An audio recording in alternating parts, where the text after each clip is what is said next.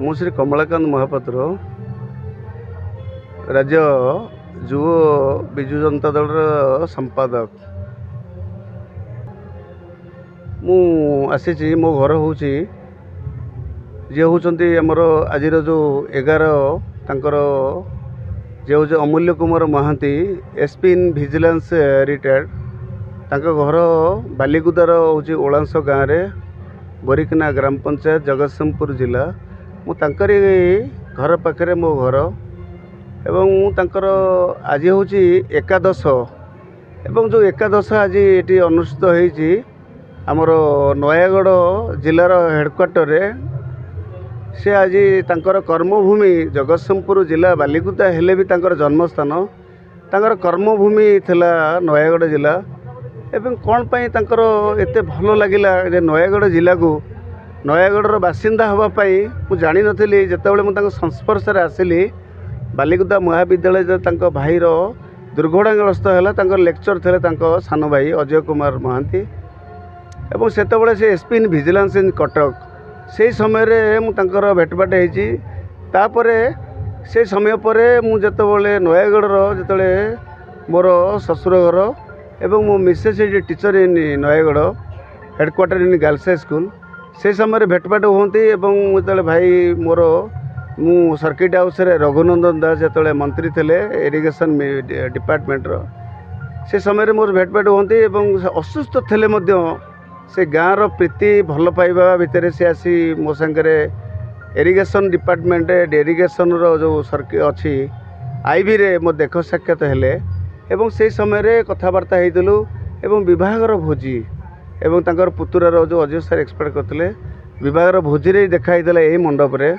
ଆଜି ଯାହା ତାଙ୍କର ଆଜି ଯେଉଁ ସୁଧିକିରା ଆଜି ସ୍ମୃତିଚାରଣ ହେଉଛି, ଦୁଃଖ ଲାଗୁଛି। ଏବଂ ଜଣେ police officer, honest police officer, ତାଙ୍କଠୁ କିଛି ଶିଖିବାର ଅଛି। ଏ ଅଞ୍ଚଳ ନୟାଗଡ଼ ଜିଲ୍ଲା ହେଉ, ନୟାଗଡ଼ ବାସିନ୍ଦା ହୁଅନ୍ତୁ, ଓଡ଼ିଶାର ମୁଁ ପୋଲିସ ଭାଇମାନଙ୍କୁ ଅନୁରୋଧ ଏବଂ ସମସ୍ତେ ତାଙ୍କଠୁ ଶିକ୍ଷା କରିବାର ଅଛି। ତାଙ୍କର ଯେଉଁ କାର୍ଯ୍ୟକ୍ରମ, ସେ ରାଷ୍ଟ୍ରପତି ପୁରସ୍କାର, ମୁଖ୍ୟମନ୍ତ୍ରୀ ନବୀନ ପଟ୍ଟନାୟକ ପୁରସ୍କାର ଏବଂ ଗଭର୍ଣ୍ଣର ପୁରସ୍କାର, ସଚ୍ଚୋଟ ନିଷ୍ଠାପର ପୋଲିସ ଅଫିସର ହିସାବରେ ତାଙ୍କୁ କେହି ଆଙ୍ଗୁଠି ଦେଖାଇ ପାରିବେନି। ତାଙ୍କ ପାଖରେ ଭଲ ପାଇବା ଏବଂ ପରିବାରକୁ ସେ ନିଜର ସମସ୍ତ ପରିବାରକୁ ସେ ନିଜର ଆପଣାର କରନ୍ତି। ତାଙ୍କର ଭଲ ପାଇବା ସମସ୍ତଙ୍କ ପାଖରେ ଅଛି। ଆଜି ସେ ଯୋଗୁଁ ଆଜି ସମସ୍ତେ ଆଜି ଦୁଃଖିତ, ଦୁଃଖ ପ୍ରକାଶ କରୁଛନ୍ତି। ସମସ୍ତେ ଶ୍ରଦ୍ଧାଞ୍ଜଳି ଦେବାକୁ ସମସ୍ତ ନୟାଗଡ଼ବାସୀ, ନୟାଗଡ଼ ଜିଲ୍ଲାବାସୀ, ଜଗତସିଂହପୁର ବାଲିକୁଦାରୁ ଛୁଟି ଆସିଛନ୍ତି 200-250 କିଲୋମିଟର ଦୂରରୁ। ତାଙ୍କର କ'ଣ ପାଇଁ ବାଲିକୁଦା ଜନ୍ମମାଟି ହେଲେ ବି ଏଠି ନୟାଗଡ଼ରେ ସେ କ'ଣ ପାଇଁ ଆଜି ବାସସ୍ଥାନ କରିଛନ୍ତି, ଏଇଠି ସର୍କଲ ଇନ୍ସପେକ୍ଟର, ଏଇଠି ଅଫିସର ଇନଚାର୍ଜ ଏବଂ ଏଇଠି ସବୁକିଛି ତାଙ୍କର ସମୟକୁ ବିତେଇଛନ୍ତି। ଯାହା ପ୍ରଭୁ ଜଗନ୍ନାଥ କରନ୍ତୁ, ମା ଶାରଳା, ମା ଦକ୍ଷିଣକାଳୀ କରନ୍ତୁ, ତାଙ୍କର ଯେଉଁଠି ବି ଥାଆନ୍ତୁ ଆତ୍ମାର ସଦ୍ଗତି ହେଉ। ଜୟ ଜଗନ୍ନାଥ। ମୋ ନାଁ ହେଉଛି ଅକ୍ଷୟ କୁମାର ଦାସ। ମୋ ଘର ହେଉଛି ଓଲ୍ଡ ଟାଉନ୍ ନୟାଗଡ଼ ଏବଂ ମୁଁ ଜଣେ ରିଟାୟାର୍ଡ଼ ଭିଜିଲାନ୍ସ ଏସ୍ପି। ଭାଷା ନାହିଁ। ଅମୂଲ୍ୟ ମହାନ୍ତିଙ୍କ ବିଷୟରେ ଯେତେ କହିଲେ ବି ସରିବନି। ଅମୂଲ୍ୟ ମହାନ୍ତି ଥିଲେ ମୋ ଅଗ୍ରଜ, ମୋଠୁ 6 ବର୍ଷ ସିନିୟର। ସେ ମଧ୍ୟ ଭିଜିଲାନ୍ସ ଏସ୍ପି ଭାଇ ରିଟାୟାର୍ଡ଼ କରିଥିଲେ। ତାଙ୍କର ଜନ୍ମ ଥିଲା 1953 ମସିହା ଜୁଲାଇ ମାସ 2 ତାରିଖ ବାଲିକୁଦା ଥାନା ଅନ୍ତର୍ଗତ ଓଳାସ ଗ୍ରାମରେ। ବାପା ନଟବର ମହାନ୍ତି ଏବଂ ମା ନେତ୍ରମା ମହାନ୍ତିଙ୍କର ଜ୍ୟେଷ୍ଠ ସନ୍ତାନ ଭାବରେ ସେ ଜନ୍ମଗ୍ରହଣ କରିଥିଲେ ଏବଂ SBM କଲେଜରୁ ତାଙ୍କର ଗ୍ରାଜୁଏସନ୍ ସାରି 1976 ମସିହାରେ ପ୍ରଥମେ ସେ ପୋଲିସ ଡିପାର୍ଟମେଣ୍ଟରେ ଜଏନ୍ କରିଥିଲେ ଏବଂ 1977 ମସିହାରେ ସେ ପୁରୀ ଟାଉନ୍ ଥାନାରେ ପ୍ରୋବେସନର ହିସାବରେ ଜଏନ୍ କରିଥିଲେ। ତାପରେ ତାଙ୍କର ଦୀର୍ଘ 38 ବର୍ଷର ଚାକିରି କାଳ ମଧ୍ୟରେ ସେ ବିଭିନ୍ନ ଜାଗାରେ ଖୋର୍ଦ୍ଧା, ପୁରୀ ଏବଂ ନୟାଗଡ଼ର ବିଭିନ୍ନ ସ୍ଥାନରେ ଦକ୍ଷତାର ସହ ତାଙ୍କର ମାନେ ବଳିଷ୍ଠ ସଂଗଠକ ହିସାବରେ ତାଙ୍କର ସୁନାମ ଅର୍ଜନ କରିସାରିଛନ୍ତି ଏବଂ ସେଥିପାଇଁ ସେ ଦୁଇ ଥର ରାଷ୍ଟ୍ରପତି ପୁରସ୍କାର, ଗୋଟେ ଥର ରାଜ୍ୟପାଳ ପୁରସ୍କାର ସହ ବହୁତ ମାନପତ୍ର ଏବଂ ରିୱାର୍ଡ଼ ସେ ପାଇଛନ୍ତି। ଏବଂ ଗତ ଯଦିଓ ତାଙ୍କର ଘର ଥିଲା ଜଗତସିଂହପୁର, ତଥାପି ସେ ନୟାଗଡ଼କୁ ନିଜର କର୍ମଭୂମି ଭାବରେ ବାଛି ନେଇଥିଲେ ଏବଂ ନୟାଗଡ଼ ମ୍ୟୁନିସିପାଲିଟିର ଲକ୍ଷ୍ମଣନଗରଠାରେ ସେ ନିଜସ୍ୱ ଘର କରି ସେଠି ତାଙ୍କର ଅବସର ଜୀବନରେ ଲୋକମାନଙ୍କର ଏତେ ପ୍ରକାର ହିତ ସାଧନ କରିଛନ୍ତି।